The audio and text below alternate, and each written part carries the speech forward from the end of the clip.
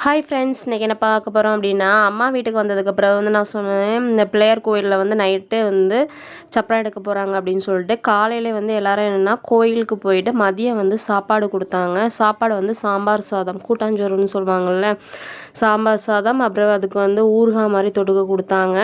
எல்லாருமே வந்து மதியம் அதை தான் உட்காந்து சாப்பிட்டோம்.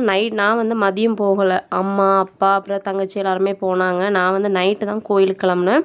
அப்புறம் எல்லாருமே சேர்ந்து வந்து கோயிலுக்கு போயிட்டு வந்துட்டாங்க. நைட்டும் வந்து அதுக்கப்புறம் வந்து சப்பரம் ஊருக்குள்ளே வந்து சப்பரம் வரும். ஒரு 8 மணிக்கு எடுத்தாங்க. ஆனால் 10:30 அதை முடிஞ்சு கோயிலுக்குள்ளெலாம் போகிறதுக்கு வந்து லேட் ஆகிடுச்சு. ஒவ்வொரு வீட்டு வாசல்லையும் வந்து சாமிக்கு வந்து ஆரம், அப்புறம் வந்து பூஜைக்கு இந்த தேங்காய் பழம் எல்லாமே வந்து அர்ச்சனை சாத்துவாங்க.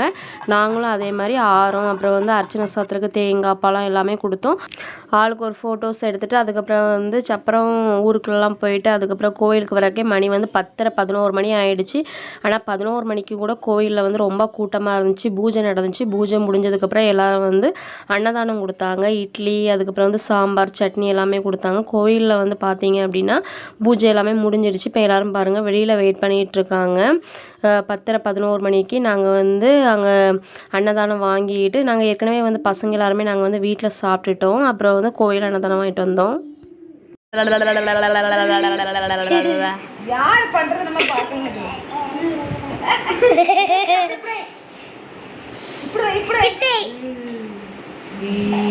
சண்டை சொல்லுங்க, சண்டை. தங்கச்சி பொண்ணு வந்து நான் ஓவராக சேட்டை பண்ணிகிட்டு இருந்தா. குழந்தைங்க வந்து ஒவ்வொரு குழந்தைங்க ஒவ்வொன்றும் செய்கிறது வந்து அழகு. அதை உட்காந்து என்ஜாய் பண்ணிட்டு இருந்தோம். ரொம்பவே வந்து ஹாப்பியாக இருந்துச்சு.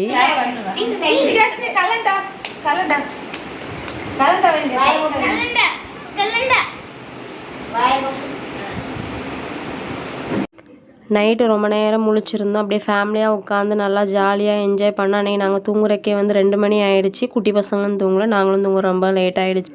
எப்போவுமே வந்து ஊருக்கு போனால் அப்பா அம்மா தங்கச்சி எல்லாருமே நாங்கள் விடிய 1 மணி 2 மணி வரைக்கும் பேசுவோம். ரொம்பவே ஜாலியாக என்ஜாய் பண்ணோம்.